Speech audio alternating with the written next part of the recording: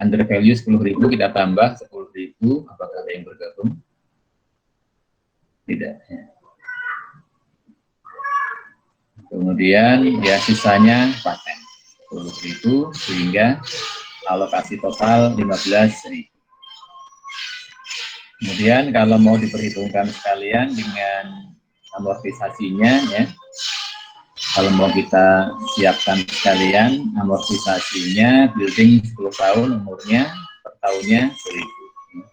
Untuk paten 5 tahun umurnya per tahunnya 2.000. Kemudian untuk inventory terjual semuanya di tahun tersebut ya, 5.000 di tahun pertama. Ini saya buatkan satu kolom amortisasi tahun pertama ya. Total amortisasi tahun pertama 8.000 ya, sehingga di akhir tahun setelah diamortisasi maka sisanya nanti tinggal 7.000 ya, sisa eksesnya setelah amortisasi tahun pertama. Kalau untuk amortisasi tahun kedua ya, amortisasi tahun kedua berarti hanya building dan paten. Untuk inventory sudah habis diamortisasi di tahun pertama ya. Baik, sehingga untuk amortisasi tahun kedua dan selanjutnya per tahunnya 3.000. Itu yang pertama. Kemudian kita lanjutkan dengan yang harus dihitung kalau menggunakan metode equity adalah apa? Adalah saldo investment in S ya. Pada akhir tahun ini, akhir tahunnya tahun berapa sih?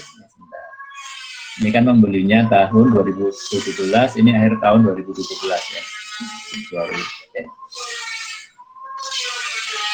2000 ya. Katanya adalah untuk 2000 ya, untuk 2017 ya. Jadi kita mau hitung investasi investment in S di akhir tahun 2017 ya.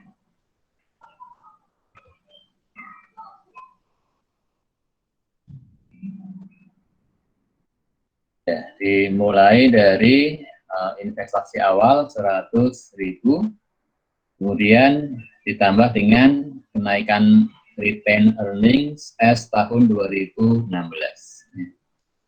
Tahun 2016 kenaikannya berapa? Kenaikannya dari RE yang ada di workbook ya, yang ada di worksheet. RE yang ada di worksheet 80.000 angkanya ya, kemudian dikurangi dengan kalau kita cek di worksheet-nya ya, RE-nya 60.000 ya, 60.000 awalnya yang awal tahun ini dikurangi dengan yang awal tahun lalu ya, awal tahun lalu sebesar ini ya 30.000 ya.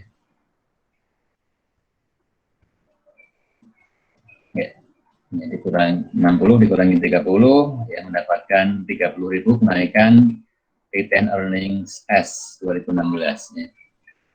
Ya, kenaikan retain earning S 2016 berarti ini sudah net income S dikurangi dividen S ya, sudah menjadi satu angka kenaikan retain earnings yang meliputi net income-nya S berapa dikurangi dividen S berapa di tahun 2016. Selanjutnya disesuaikan dengan apa lagi ya, penyesuaiannya adalah dengan ya kita ikuti informasi yang ada di soal ya. Informasi yang tersedia adalah net income S 2017 didapat dari mana? Didapat dari worksheet ya. Ini net income S 2000 tahun ini ya. Sudah ada angkanya. Kemudian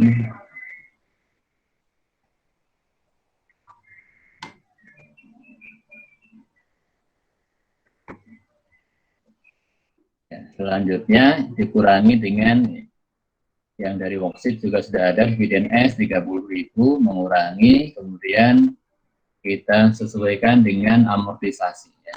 Amortisasi eksesnya berapa? Yang tahun ya. Yang tahun 2016 8.000, kemudian yang tahun 2017 3.000. Ya. Selanjutnya penyesuaiannya adalah ya, kita lihat di keterangan di soal. Ya.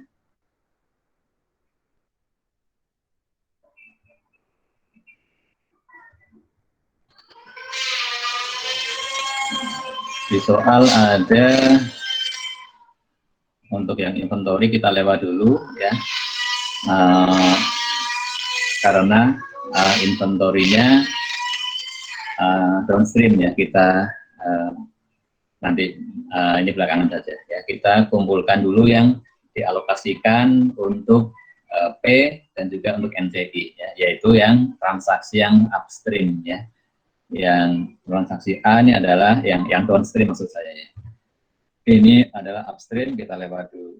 S membeli kepada P, berarti ini downstream ya, kita lewat dulu. Ya, kita mau mencari yang upstreamnya. Itu ada yang bergabung, kita terima dulu. Dan kemudian yang B, S membeli dari P, ini juga downstream ya. Kemudian yang ketiga, P membeli dari S ya, peralatan seharga 45, nilai bukunya 30 ya.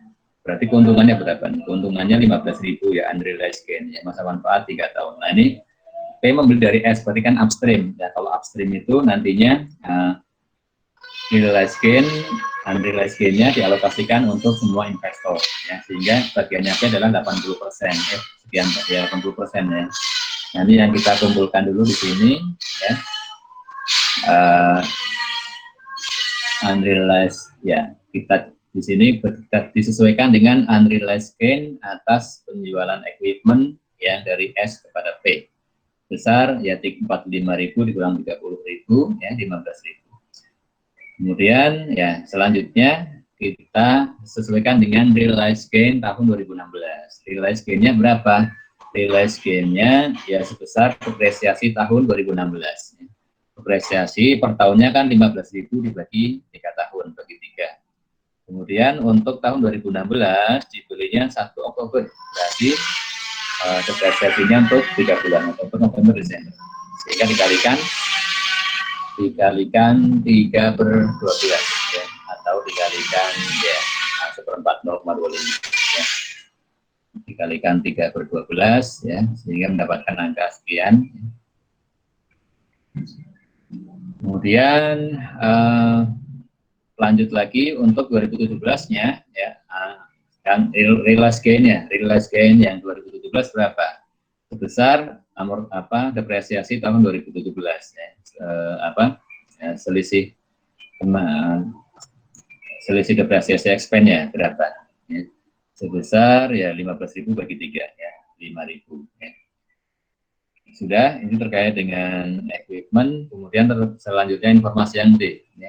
P membeli 25% outstanding bondnya S ya, dengan harga 94.000 sekian.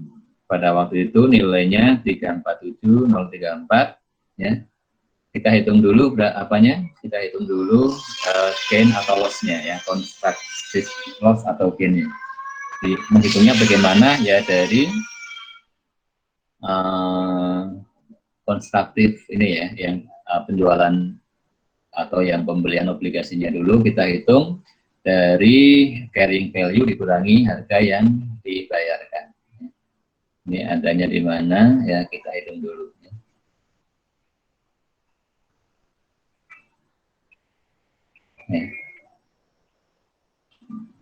Ya sudah, harga belinya sudah ada angkanya tadi ya, 94 ya, 416 ya. Kemudian untuk carrying value-nya ya, berdasarkan informasi di soal ya, carrying value-nya kan 347 sekian ya. Kemudian yang dibeli sebanyak berapa?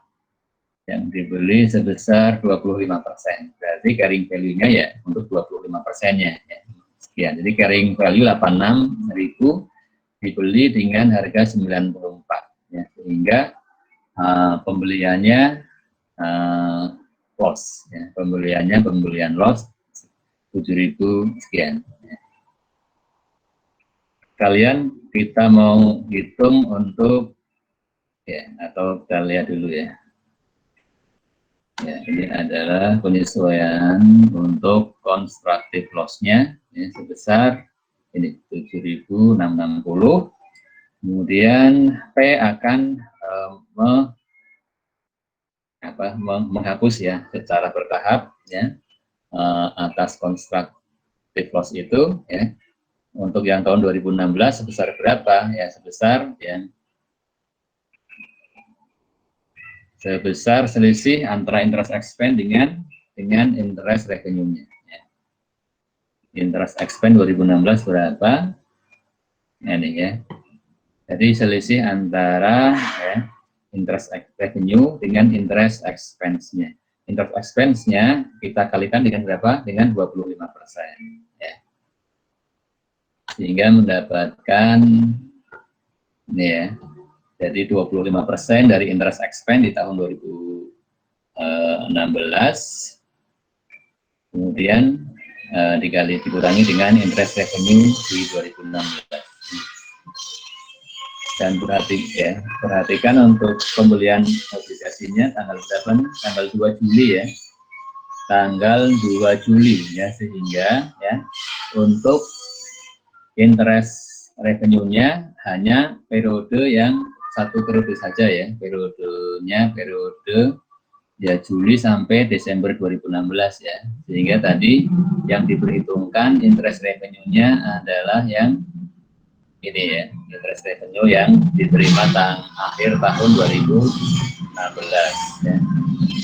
Kemudian untuk interest expense-nya juga yang diterima atau yang dibayarkan di untuk periode sampai dengan 31 Desember 2016 ya.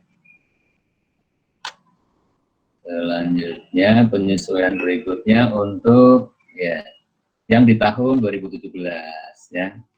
Direkognisinya berapa? Ini juga dengan cara yang sama ya, dari selisih antara interest expense yang dicatat dengan interest revenue-nya, ya, interest expense-nya untuk tahun 2017. Berarti ada dua periode pembayaran. Ya. Ada dua periode pembayaran, ya. Ini interest expense-nya, ya, 1 Juli 26, 1 Desember 26 sekian, kita akan jumlah dikalikan 25%, untuk interest revenue-nya 57 tambah 57. Mendapatkan angkanya adalah ini ya, sekian. Sudah ya, kita jumlahkan ya, mulai dari RE sampai dengan piecemeal derecognition yang di tahun 2017 ya. Totalnya sekian, ada penambahan, dan yang item-item yang sudah kita hitung ini adalah yang dialokasikan untuk semua investor, sehingga P yang mendapatkan sebesar 80% ya. Ini kita kalikan 80% untuk P. Nah, apakah sudah selesai? Belum ya. Kita lanjut dengan yang tadi, yang penjualan yang downstream ya. Yang downstream ini hanya pengaruhnya hanya untuk P saja ya, tidak ada yang ke NCI ya. Makanya tadi saya pisahkan ya. Yang meliputi apa? Meliputi yang informasi yang A ya. S membeli inventory kepada P ya, atau P menjual kepada S downstream 60.000, marginnya 20% dari harga jual ya. Ini dibuat mudah ya. Kalau latihan dibuat mudah, nanti kalian ujian hati-hati ya. Kadang-kadang dibuat apa? Marginnya 20% dari apa? Dari HPP. Kalau menghitungnya bagaimana? Silahkan cek lagi ya, yang dulu ya. 20% dari harga jual, kemudian sampai akhir tahun masih 30% belum terjual. Berarti unrealized profit tahun 2017 sebesar 60.000 dikalikan 20%, marginnya dikalikan 30% yang belum terjual. Ini mengurangi. Kemudian untuk unrealized profit tahun 2016 ya, 2016 ya, informasinya di sini unrealized profitnya 4.000 ya. Berarti ya kemudian tahun ini sudah terjual ya. Kalau mau buru-buru ya, yang unrealized profit tahun ini, ya tahun lalu, tahun sekarang sudah menjadi realized, yang berarti kan minus dan plus, ya, berarti menjadi nol ya. Kalau mau buru-buru nggak usah ditulis, nggak apa-apa ya. Tapi ini supaya menjadi jelas, ini saya tuliskan saja, unrealized profit tahun lalu 4.000 minus, kemudian menjadi realisasi tahun ini berapa? Ya sama juga angkanya 4.000 ya. Kemudian informasi yang P, S membeli dari P, land dengan harga 50, harga pokoknya 45, berarti ada keuntungan berapa? Ada keuntungan 5.000 ya. Ada unrealized gain ya. Maaf, ini diperbaiki dulu ya. Ya, unrealized gain bagi ya. Ada unrealized gain ya. Unrealized gain-nya ya sebesar 45 di 50 dikurang 45 ya 5.000. Nah, untuk yang sifatnya downstream ya sekali lagi ini semuanya untuk P ya, tidak ada alokasi untuk NCI. Sehingga kita jumlahkan menjadi investment in S-nya sebesar sekian 140.917. Ya. Ini nanti kita ya input di worksheet-nya ya. Selanjutnya kita ke jurnalnya ya, jurnal eliminasi ya. Jurnal eliminasinya untuk memudahkan pembahasan saya mengikuti alur ini ya, mengikuti alurnya ini ya, ABC-nya ya, informasi di soal. Yang pertama kita eliminasi penjualan dari P ke S 60.000 ya, sales debit, kreditnya ke GS 60.000. Kemudian setelah kita lanjutkan dengan penyesuaian atas unrealized profit-nya ya, untuk tahun tersebut ya, untuk tahun yang kita buat laporannya, debit GS kredit inventory sebesar angkanya tadi sudah kita hitung 3.600 ya. Kemudian untuk yang C mencatat ya realized profit dari penjual sisa penjualan tahun lalu ya, inventory yang tahun lalu 4.000. Kalau kita menggunakan metode equity, debitnya ke investment in S, kreditnya ke GS. Kemudian untuk informasi yang B ya terkait dengan penjualan tanah dari P kepada S ya, ada unrealized gain 5.000, ini sudah tahun kedua, maka debitnya ke investment in S. Kreditnya land sebesar unrealized gain-nya 5.000. Kemudian yang E selanjutnya adalah untuk equipment ya, untuk equipment yang kita lanjutkan. Untuk equipment kita mencatat, kita sesuaikan unrealized gain-nya berapa ya, unrealized gain-nya masih berapa ya. Sebesar unrealized gain-nya kita ya debit ya, ke investment in S, kemudian kita alokasikan karena upstream maka ada ke NCI dan juga ada ke apa yang ada ke NCI, yang ke P sekian, yang ke NCI ya. Kemudian kita menyesuaikan akumulasi ya, kita menyesuaikan akumulasi depresiasi ya. Untuk kelebihan depresiasi expense tahun lalu. Kemudian kita mengkredit equipment sebesar apa? Sebesar unrealized gain-nya. Jadi untuk kreditnya ya atas unrealized gain equipment ya selamanya dikreditkan ke equipment ya. Kalau tidak dijual ya, selama tidak dijual maka 15.000 kita kreditkan ke equipment ya. Kemudian yang mudah adalah dari equipment dulu 15.000, ini angkanya angka dari unrealized gain-nya totalnya. Kemudian yang kedua kita isikan dulu akumulasi depresiasi yang tahun lalu ya. kelebihan berapa tahun lalu ya, kelebihannya kan dihitung dari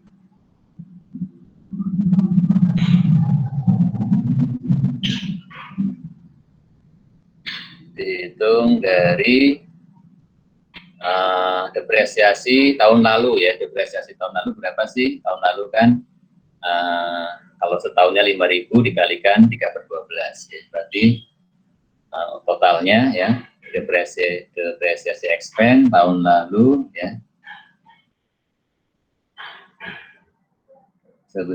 selisihnya sebesar 1.250 ya.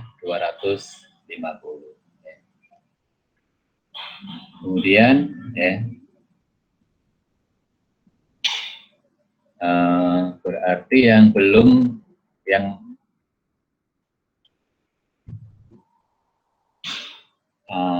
berarti ya dari unrealized gain 15.000 yang sudah terrealisasi sebesar 1.250 ya. Kemudian yang belum terrealisasi ya selisihnya ya 15.000 dikurang 1.250. Kemudian karena penjualannya upstream maka ya dialokasikan ya ke parent sebesar 80%. Kemudian yang 20% untuk siapa? Untuk NCI ya.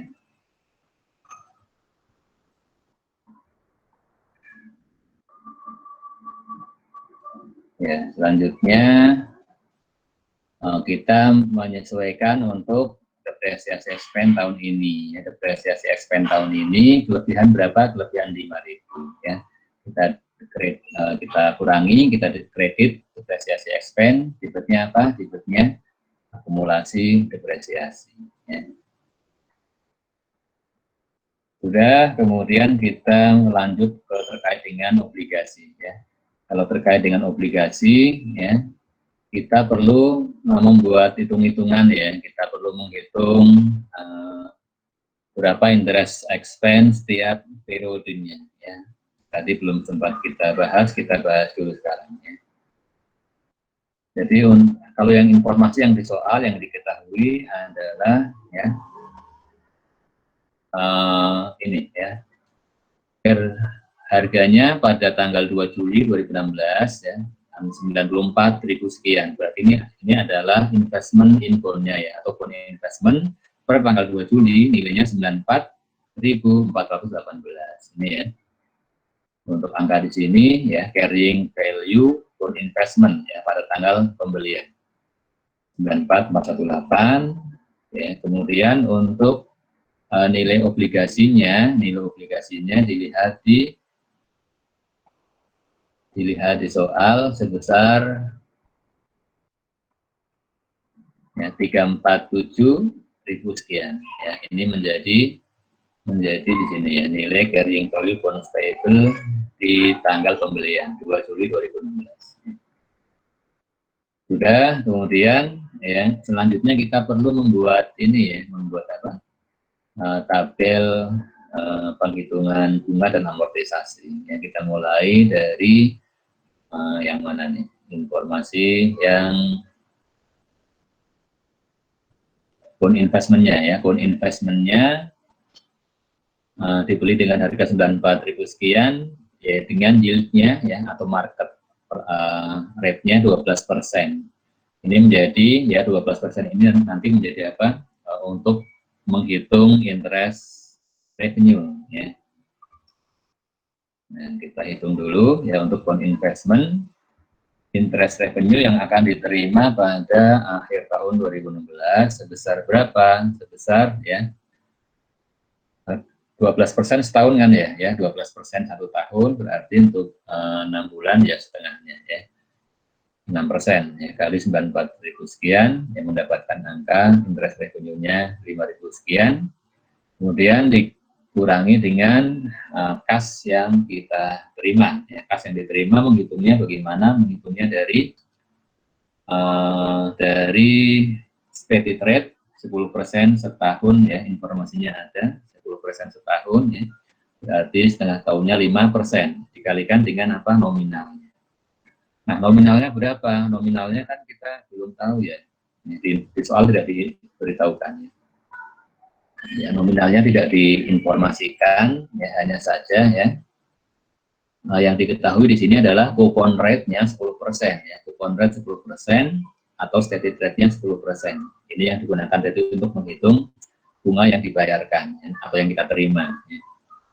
Nah, kemudian ini kan 10% ya, per tahun, berarti 6 bulannya 5% dikalikan dengan nilai nominal. Nilai nominal di soal tidak diketahui. Maka kita harus hitung dulu, ya. Kita hanya bisa menebaknya, ya. Menebaknya bagaimana? Ini kan steady rate 10%, sedangkan pada waktu dibeli tingkat market pasarnya 12%, berarti tingkat bunga pasar lebih tinggi, pasti obligasi akan dijual dengan harga diskon. Ya, kalau tidak diskon maka tidak akan laku. Ya, lebih baik membeli dari yang lainnya yang dia menawarkan bunga 12%. Ya. Berarti ya ada diskon berarti ya. Artinya apa? Ya, artinya ya nilai nominalnya lebih tinggi sebenarnya ya, lebih tinggi dari ini 94. Ya, karena kan nilai nominal dikurangi diskon mendapatkan 94. Berarti nilai nominalnya lebih tinggi dari 94. Ya. Dan kalau obligasi itu kan pada umumnya kelipatan ini ya, angkanya bulat-bulat ya 100.000 gitu ya. Makanya ya kalau mau tebak-tebakan sih ya tebak saja 100.000 ya. Angka perkiraan kita ya. Ini perlu dicek apa enggak ya? Ya. Ya supaya apa ilmiah kita cek ya. Jadi apakah betul ya nilai nominalnya 100.000? Yang mengeceknya bagaimana? Ya kita gunakan rumus yang disediakan oleh Excel ya. Rumusnya begini ya. Jadi ya sama dengan present value dari apa? Present value dari market rate ya, 6%. Kemudian periodenya ya. Periodenya 7 dapat dari mana 7 ya? Dari informasi di soal ya. Untuk obligasinya jatuh temponya 3,5 tahun lagi. Ya 3,5 tahun lagi berarti berapa kali membayar bunga? Kali 2, 7 kali. Ya, 7 kali membayar bunga. Nah ini ya periodenya 7, kemudian PMT-nya adalah interest yang dibayarkan via periode. Ya, menghitungnya bagaimana? Ya menghitungnya dari ya 5% dari angka yang kita perkirakan 100.000 ya. 5.000, kemudian future value-nya atau nilai nominalnya kita tebak 100.000 ya, kemudian kita masukkan rumus Excel-nya ya, tinggal dimasukkan saja ya, rumusnya nanti dan ternyata mendapatkan angka 94418. Apakah sama dengan carrying value yang disebut soal? Sama ya, berarti memang nilai nominalnya adalah 100.000 ya. Ya kalau angkanya seperti ini nanti keluar di bawah sih kalian nggak usah perlu membuktikan, nggak apa-apa ya. Kira-kira kayak pokoknya sama nih ya sudah, kalau nggak perlu dibuktikan nggak apa-apa ya. Kalau nggak diminta ya, kalau diminta ya silakan dibuat hitungannya, kalau nggak diminta nggak usah ya. Jadi kita hitung amortisasi periode pertama ya selisihnya ya. Kemudian amortisasi menambah carrying value. Kemudian untuk periode kedua, ya ini juga tinggal dikalikan saja 6% kali ya, carrying value yang terbaru. Kemudian selisihnya 705, kita menambah lagi carrying value dan seterusnya ya. Ya, ini perlu kita buat untuk yang bond investment, demikian juga untuk yang untuk bond payable. Untuk bond payable ya, di sini carrying value-nya sudah ada di soal 347034.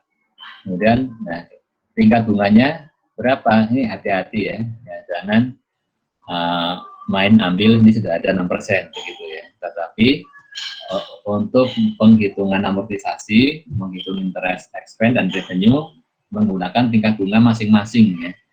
Kalau tingkat bunga yang untuk bond investment 6%, kenapa 6%? Ya karena sesuai dengan informasi ya pada waktu dibeli ya, marketnya yieldnya 12%. Sedangkan untuk bond payable ya, di amortisasinya dengan tingkat bunga berapa ya, sesuai dengan tingkat bunga pada waktu dia dijual. Ya. Ya. Dia menggunakan di sini berapa? 15% ya. 15% ini adalah tingkat bunga pasar ketika pertama kali bonds payable tersebut diterbitkan, dijual ya. Makanya bisa berbeda, ini kan sudah beberapa tahun yang lalu ya. Tahun berapa nih? Nggak ada informasinya ya. Ya, yang pastinya tahun-tahun sebelumnya ya. Makanya tingkat bunganya bisa berbeda, tingkat bunga pasarnya ya.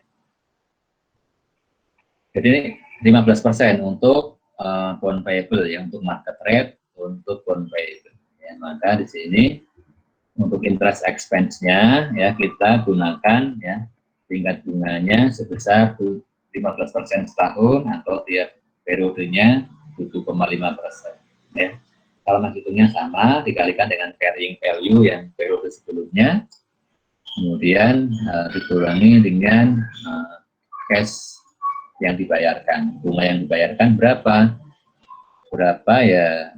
Ya gampangnya 4 kalinya ini ya, ini kan kita membeli 25% ya, 25%, bunganya 5.000. Berarti keseluruhan bunganya ya 5.000 kali 4 ya.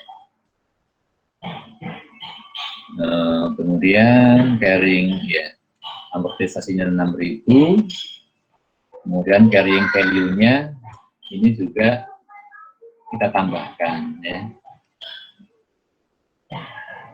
Ya, kalau carrying value-nya menambah atau mengurang kan dilihat ini diskon apa bukan ya, dijualnya diskon apa tidak ya. Kalau dijualnya diskon berarti amortisasi akan ditambahkan ke carrying value. Untuk mengecek ini diskon apa premium, dilihat saja dari tingkat bunganya ya, tingkat bunga pasar, tingkat bunga spread kuponnya 10%, tingkat bunga pasar waktu itu 15%, tingkat bunga pasar lebih tinggi, sekali lagi berarti bond dijualnya pasti at discount ya, supaya laku. Berarti carrying amortisasi ini menjadi menambah nilai carrying value obligasi. Untuk periode kedua dengan cara yang sama, yang ketiga juga demikian. Selanjutnya ya, kita akan menghitung atau jurnal selanjutnya adalah untuk eliminasi bond payable bond investment ya. Bond investment sebesar berapa? Ini kan tahun 2017 ya, maka bond investment ya nilainya ya, carrying value-nya sebesar carrying value akhir tahun 2017 ya, 96535. Kemudian bond payable-nya juga demikian ya, menggunakan angka di 31 Desember 2017 dan dikalikan 25% ya, sesuai dengan kepemilikannya P ya. 91 sekian ya. Nah, kemudian selisihnya kan merupakan constructive loss ya. Kalau di tahun pertama ya, kita akunnya kita gunakan akun constructive loss ya. Kalau di tahun kedua dan seterusnya, maka ya kalau menggunakan metode equity, selisihnya atau constructive loss-nya kita menggunakan akun investment in S ya, untuk bagiannya P. Kemudian NCI beginning untuk bagiannya NCI, karena obligasinya penjualannya dari upstream ya, dari S kepada P ya, melalui pihak ketiga ya. Tetapi sifatnya ya tetap saja dari S kepada P ya, upstream ya. Nah, berarti ya untuk bagiannya P berapa ya, simpel saja ya, selisihnya ya, selisih bond investment dengan bond payable dikalikan 80% ya. Kemudian untuk NCI selisihnya dikalikan 20%. Kemudian dilanjutkan dengan untuk yang tahun ini ya. Kita mau eliminasi interest revenue dan interest expense tahun 2017. Interest revenue-nya berapa? Interest revenue-nya dari yang sudah kita hitung tadi di tabel amortisasi ya, untuk ya 2 periode di tahun 2017 ya, yang bulan Juli dengan yang Desember. Interest expense-nya juga yang 2 periode ya, Juli, Desember, kemudian dikalikan 25%. Selisihnya apa ya? Selisihnya ini juga investment in S, NCI sebesar 80% untuk investment in S, NCI-nya 20%. Selanjutnya ya, kita eliminasi interest payable, interest receivable. Sebesar berapa? Sebesar yang terutang di akhir tahun ya, yang masih menjadi payable di akhir tahun adalah yang akan dibayarkan 1 Januari tahun 2018, yaitu sebesar ini ya. Ini kan sudah menjadi interest revenue atau interest di 31 Desember 2017, hanya diterimanya 1 Januari 2020 tahun depan ya. Sehingga di sini ya interest payable, interest expense untuk satu periode ya, yang akan dibayarkan. Selanjutnya ya kita akan menyesuaikan ya, mengeliminasi income from S ya. Income from S-nya tadi belum kita hitung ya. Menghitungnya bagaimana? Menghitungnya mulai dari net income S ya. Net income S di tahun ini 2017. Kemudian penyesuaiannya ya, amortisasi ekses totalnya 3.000 untuk tahun kedua, ini kan tahun kedua ya. Kemudian unrealized profit tahun ini 3.600. Realized profit tahun lalu 4.000 ya. Kemudian realized gain equipment sebesar depresiasi tahun ini ya 5.000. Kemudian yang bismil day recognition sebesar berapa? Sebesar selisih itu tadi ya, selisih interest expense dan interest revenue ya. Nah, ini masih saya hitung totalnya ya. Kemudian ya, untuk menghitung jatahnya P berapa ya, bagiannya P ya untuk yang net income berarti 80% ya, sekian ya. Untuk amortisasi juga P 80%-nya ya. Untuk unrealized profit ya, karena downstream maka 100% untuk P. Untuk realized profit juga downstream 100% untuk P. Yang realized gain equipment ini adalah upstream, maka yang P 80%, yang 20% ke NCI ya. Bismil recognition-nya ya, untuk P 80%, NCI 20%. Sehingga ya income from S-nya 72.771, kemudian kreditkan ke dividen S sebesar bagiannya P ya 80% dari dividen S 80. Dividen S 30.000 ya. Dan sisanya investment in S. Selanjutnya NCI expense ya, hitung-hitungannya tadi ya sekalian di sini. Ya, untuk bagiannya NCI 20%, yang amortisasi juga 20%, ya totalnya 18.093. Kemudian kredit ke dividen sebesar 30.000 kali 20%, NCI sisanya NCI ending. Ya, selanjutnya yang eliminasi untuk equity S, jadi awal tahun ya, RE-nya 60.000 ya sesuai dengan di worksheet ya. Common stock-nya 80.000, unamortized-nya 7.000 kan sudah kita lihat perhitungannya. Kemudian 80% untuk investment in S, 20% sisanya untuk NCI. Kemudian unamortized excess selanjutnya kita eliminasi ya. Dialokasikan ke building ya, 9.000 kurang 10.000 kurang 1.000 menjadi 9.000, ke paten ya 10.000 kurang 2.000 sisa 8.000, lainnya ya over value ya di kredit 10.000 ya, sehingga unamortized-nya pas ya, kredit 7.000. Kemudian atas building kita mencatat ya amortisasi ekses atas building ya, depresiasi expense untuk tahun ini ya debit 1.000, building 1.000, kemudian yang paten operating expense 2.000, paten kredit 2.000 ya. Selesai sudah untuk jurnal eliminasinya ya. Sekarang kita tinggal selesaikan worksheet-nya, ya. Worksheet-nya akan kita selesaikan, ya, sales-nya. Ya, sales P, sales S dikurangi, eliminasi jualan P kepada S tahun ini 60.000. Jadi sekian, ya. Untuk TUGS juga tinggal kita hitung saja, ya, dengan eliminasi yang sudah kita buat.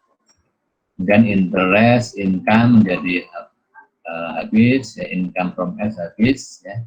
Interest expense-nya, ya, ada yang dieliminasi, ya.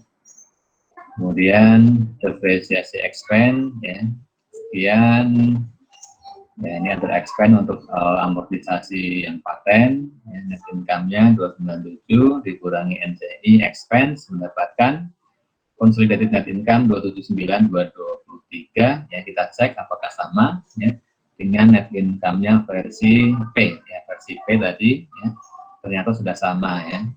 Kalau sudah sama, ya sudah betul, ya, sudah betul berarti. Untuk selanjutnya tinggal kita selesaikan saja, ya, consolidated net income statement-nya, ya.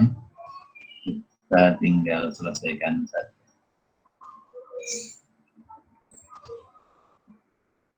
Ya, hanya saja untuk ada kesalahan soal, ya, case-nya, ya, case-nya sudah ada angkanya, ya, case-nya sudah ada angkanya, ternyata angka yang di soal itu angkanya salah, ya, 101 sekian, ya, harusnya 109.000 ini, ya, harusnya angkanya ini, ya.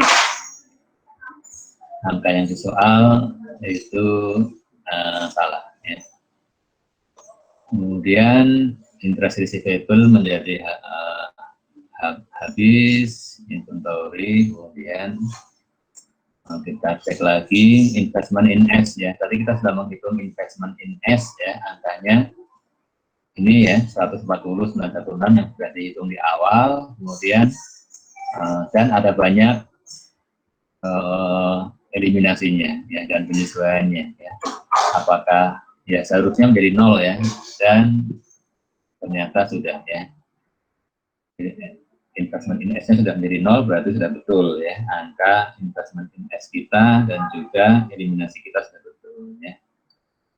Investment in bond sudah menjadi 0, ya, paten sekarang 6.000, ya, dan amortisasinya 0, ya, dan seterusnya, sehingga mendapatkan, ya, total liability equity sekian. Apakah sudah sama? Ya, sudah sama, ya. Baik, demikian untuk penyelesaian soal kasus yang ada intercompany transaction, ya, meliputi inventory, fixed asset, ya, baik yang depreciable maupun yang non depreciable, dan juga obligasi, ya. Ini tantangan buat kalian nanti, ya. Nah, untuk UASnya, ya, kira-kira akan seperti ini, ya, worksheet konsolidasi yang versi lengkap, ya. Baik, selanjutnya akan kita lihat yang versi metode cost methodnya, ya, karena saya lihat sebagian kalian juga menyukai cost method, ya, dan ternyata untuk mengerjakan waktu ujian lebih menguntungkan, saya pikir, ya, cost method, ya. Kenapa? Lebih simple hitung-hitungannya, ya. Akan kita lihat kalau metode cost seperti apa, ya. Sekalian, ya, kemarin tidak saya PR-kan, ya, saya pikir akan lebih baik menggunakan metode equity karena kita bisa menjadi yakin, ya, consolidated net income-nya betul apa belum, ya, dengan membandingkan dengan net income-nya P, ya. Tetapi kalau untuk keperluan ujian sih, ya, memang, ya, kalau secara hitung-hitungan kemudahannya lebih mudah menggunakan metode cost, ya. Dan kalau ujian kan kalaupun, ya, salah-salah di angka consolidated net income-nya, ya sudah lewat saja, ya, tidak ada waktu untuk berlama-lama mengecek di situ. Kenapa? Kan ada soal-soal yang lain yang juga harus dikerjakan, ya. Berbeda kalau mengerjakan PR, ya. Kalau mengerjakan PR sih bisa sampai ditemukan salah di mana, ya. Maka, ya, menggunakan metode cost pun itu baik-baik saja kalau untuk ujian ya. Dan setelah saya memeriksa kemarin UTS kayaknya memang lebih ini ya cepat menggunakan metode cost ya. Akan kita lihat ya bagaimana kalau menggunakan metode cost ya. Untuk menggunakan metode cost ini yang perlu diralat adalah di soal di beginning RE-nya P ya, beginning RE-nya P di sini angkanya sama dengan ketika di soal yang sebelumnya menggunakan metode equity ya, pasti beda ya. Harusnya beda ya menggunakan kalau P menggunakan metode equity ya, menggunakan equity tadi ya, ketika dia menggunakan metode equity maka ya RE beginningnya 272.000 ya. Ini RE beginningnya tadi ini 272.000 sesuai dengan di box di soal ya 272.000 ya. Kemudian ketika dia menggunakan metode cost beginning RE-nya 272.000 maka ini soal nomor 6 ya. Ini sama persis dengan soal nomor 7 hanya saja di nomor 6 diminta menggunakan metode cost ya.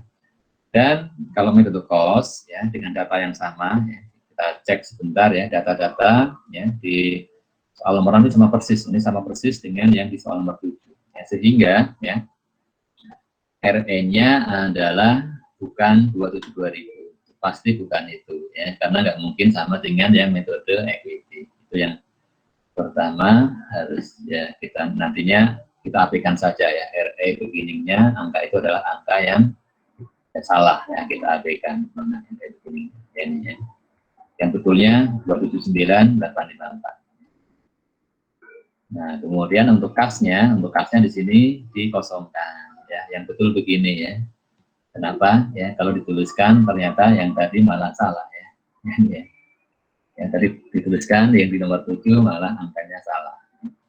Baik ya kita langsung saja mengerjakannya bagaimana ya. Kita mulai dari menghitung ekses ya.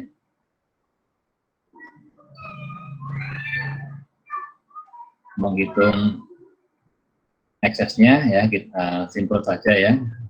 Kita nggak bahas lagi ya. Jadi bahas lagi kemudian ya yang simpel dari metode cost adalah untuk investment in S ya. Investment in S tahun ini berapa? Tahun ini berapa? Nggak usah perlu menghitung. Padahal kalau menggunakan metode equity tadi menghitungnya cukup makan waktu ya karena penyesuaiannya ada banyak ya. Dan kalau kurang teliti salah satu saja menjadi salah hasilnya ya sehingga ya sedangkan kalau metode cost nggak pakai lama ya investment in S-nya berapa ya 100.000 selesai ya dilihat dari angka perolehannya ya. Ini kemudian ini yang paling signifikan ya penghematan waktu paling signifikan kalau menggunakan metode cost ya, dibandingkan equity ya. Untuk jurnal penyesuaiannya ya A sama B ya terkait dengan penjualan dan inventory bedanya hanya apa? Bedanya hanya kalau untuk tahun kedua ya untuk yang dari tahun lalu ya kalau yang realized profitnya bank equity debitkan ke investment in S, kalau cost debitkan ke akun apa retained earnings, bedanya itu saja ya. Untuk land juga yang unrealized gain tahun lalu hanya mengganti investment in S dengan retained earnings ya. Kemudian untuk penyesuaian atas unrealized gain untuk equipment juga angkanya sama persis, hitung-hitungannya sama, hanya beda apa ya investment in S diganti retained earnings. Yang ini sama ya kok ya bedanya hanya itu saja ya yang investment in S gantilah dengan ya, ada yang bergabung ya, kita terima dulu. Kemudian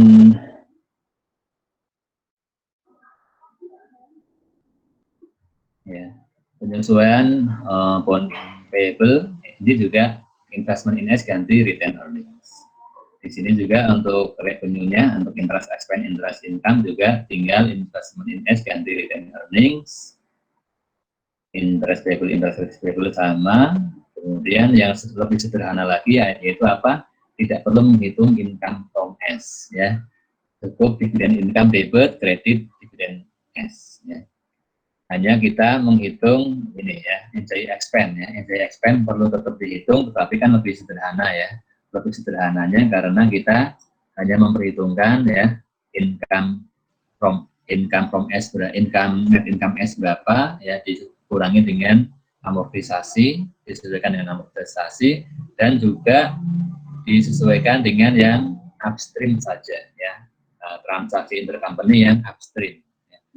Sedangkan untuk yang downstream tidak ada penyesuaiannya ya, hanya untuk P saja ya. Kemudian untuk selanjutnya penyesuaian atas equity as beginning ya, equity as beginning penyesuaiannya juga sama ya. Ya, tidak ada beda dengan yang tadi. Ini amortisasi alokasi ekses sama, kemudian amortisasinya tahun ini juga sama ya. Hanya tambah satu lagi ya, hanya menambah apa? Penyesuaian atas kenaikan investment in S sesuai dengan apa? Sesuai dengan kenaikan equity-nya S ya. Kenaikan equity S berapa? Ini kenaikan RE, datanya sudah ada ya. Awal tahun ini 60.000, pada ketika tahun lalu dibeli 30.000 ya, selisihnya 30.000 kenaikan RE ya. Hanya perlu disesuaikan dengan apa? Disesuaikan dengan amortisasi ekses saja ya, untuk tahun yang lalu ya.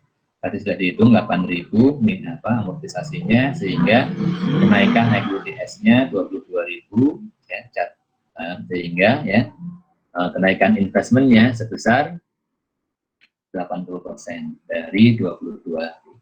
Ya. Sudah selesai, akan kita cek ya, apakah worksheet-nya mendapatkan consolidated net income yang sama ya, dengan metode equity ya. Ya. Ini nanti silakan nanti kalian cek ya. Saya hanya mau menunjukkan ini saja ya. Ternyata ya sudah mendapatkan consolidated net income ya, yang sama dengan kalau tadi kita menggunakan metode equity. Berarti pengerjaan dengan metode cost yang kita buat sudah betul ya. Baik ya, demikian pembahasan mengenai laporan konsolidasi, bagaimana membuat jurnal eliminasi dan penyesuaian, dan juga menyelesaikan worksheet konsolidasian ya. Dan nanti ya saya minta kalian mengerjakan soal tahun lalu ya, UAS tahun lalu ya. UAS tahun lalu itu ada yang satu soal seperti ini ya, worksheet yang komplit ya, selain yang terkait dengan yang kepemilikan di tengah tahun dan yang lain-lain yang kita pelajari di bab yang 8 ya. Baik, saya akan stop dulu ya penjelasan saya ya.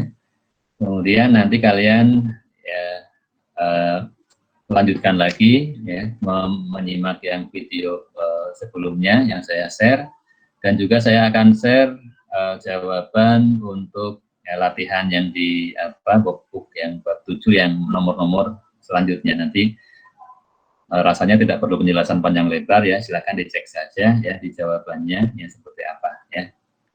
Nanti kalau ada yang ditanyakan boleh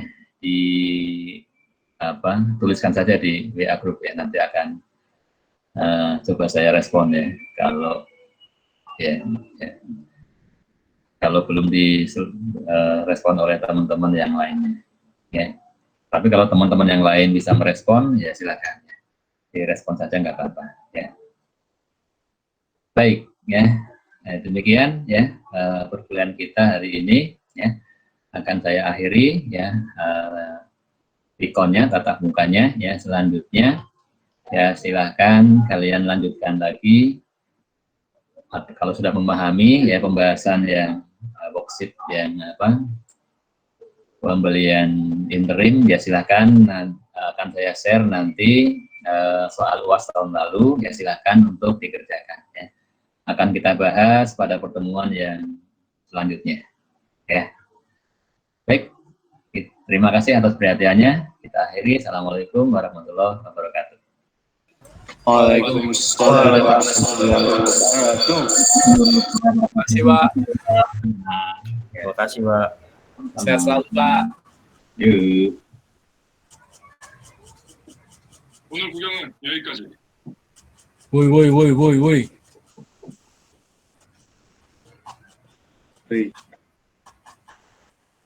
Ya, selanjutnya saya akan melanjutkan materi.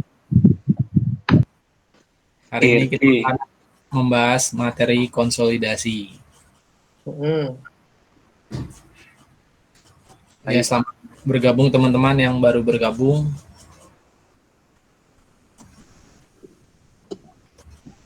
Antusias teman-teman masih banyak ya, belum pada meninggalkan ruangan.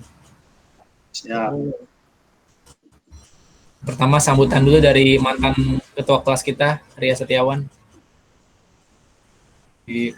Persilakan.